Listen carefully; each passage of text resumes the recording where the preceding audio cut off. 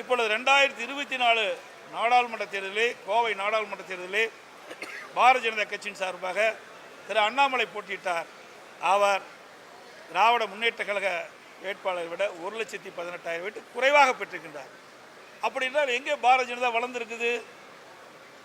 அதோடு 2014ஆம் ஆண்டு பாரதிய ஜனதா கூட்டணியில் பெற்ற வாக்குகள் 18.80.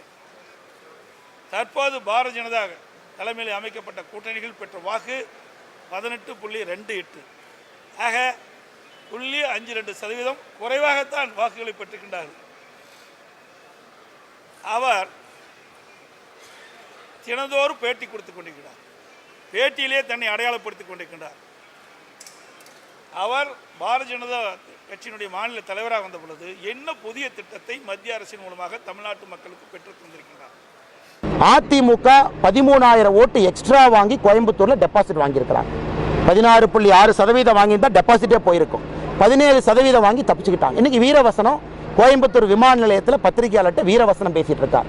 வெறும் டெபாசிட் வாங்கின கட்சி இன்னைக்கு பாரதிய ஜனதா கட்சி குறை சொல்றாங்க. நீங்க கோயம்புத்தூர் உங்க கோட்டை தானே, 10க்கு 9 எம்எல்ஏ உங்களுக்கு தானே, 6க்கு 6 மாநகரத்தில் எம்எல்ஏ உங்களுக்கு தானே, எதுக்கு 17% போனீங்க? உங்களை விட 2 மடங்கு 34% மேல பாரதிய ஜனதா கட்சி அங்க ஓட்டு வாங்கியிருக்கு. இவர் டெபாசிட் ஜஸ்ட் வாங்கினது பெருசு இல்லையாமா? 17% ஓட்டு வாங்கினது பெருசு இல்லையாமா?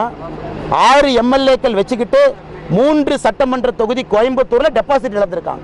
சிங்காநல்லூர் டெபாசிட் போச்சு. அவருடைய வேட்பாளர் இருக்கக்கூடிய சொந்த தொகுதி டெபாசிட் போச்சு. 6ல் 3ல் டெபாசிட் காலி. இன்னைக்கு எடப்பாடி பழனிசாமி அவர்கள் எனக்கு அறிவுரை சொல்றார். இந்த கட்சியை எப்படி வழிநடத்த வேண்டுமா, நான் எப்படி மாநில தலைவராக இருக்கணுமா, பாரதிய ஜனதா கட்சி நான் எப்படி வளர்த்தணுமா. அதனால அவங்க கட்சி கண் முன்னாடி கரைஞ்சிக்கிட்டு இருக்கு கரையானை போல. அவரு கட்சி கோயம்புத்தூர்ல டெபாசிட்டை ஜஸ்ட் வாங்கியிருக்கிறாங்க. 3 சட்டமன்ற தொகுதி கோயம்புத்தூர்ல டெபாசிட் போயிருக்கு. தமிழகத்துல இத்தனை இடத்துல 3வது 4வது வந்திருக்கிறாங்க, டெபாசிட் இழந்திருக்கிறாங்க. அதனால எடப்பாடி பழனிசாமி அவர்கள் கண்ணாடி எடுத்து ஒரு முகத்தை நல்லா பார்த்துக்கணும். நல்லா பார்த்துக்கிட்டா கண்ணாடி எடப்பாடி பழனிசாமி அவர்களுக்கு அறிவுரை சொல்லும். அதிமுகவினுடைய பொதுச் செயலராக எப்படி இருக்க வேண்டும் என்று கண்ணாடி எடப்பாடி பழனிசாமி அவர்களுக்கு அறிவுரை சொல்லும். ஆனால் எடப்பாடி பழனிசாமி அவர்கள் தயவு செஞ்சு எனக்கு அறிவுரை சொல்ல வேண்டாம்.